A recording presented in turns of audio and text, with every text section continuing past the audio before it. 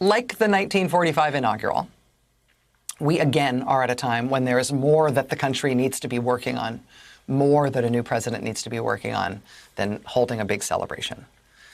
And honestly, celebrating with more than 300,000 Americans dead in the past year just can't be right either.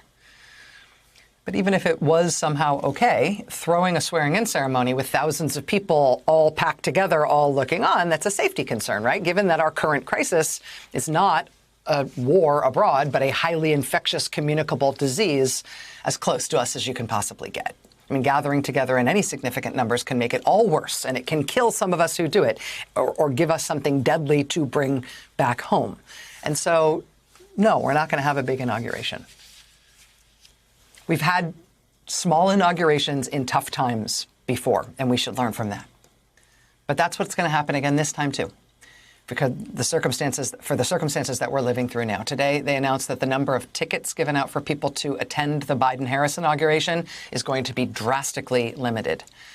Instead of giving out a pool of 200,000 tickets for members of Congress to dispense, which is what they do in a normal year, each member of Congress will instead be allowed to attend themselves, and they will each be allowed one guest total. Literally, Congress usually gets 200,000 tickets. Now it's you, the member, plus one. Yesterday, the inaugural committee asked members of the public to please not travel in person to D.C.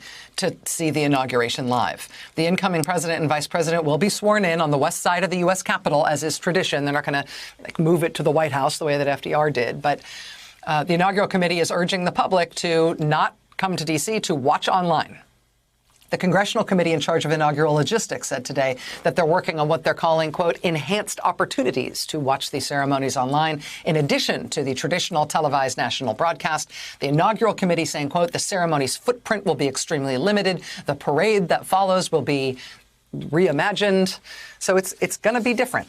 And we sort of knew to expect that, but now we're finding out exactly how it's going to work.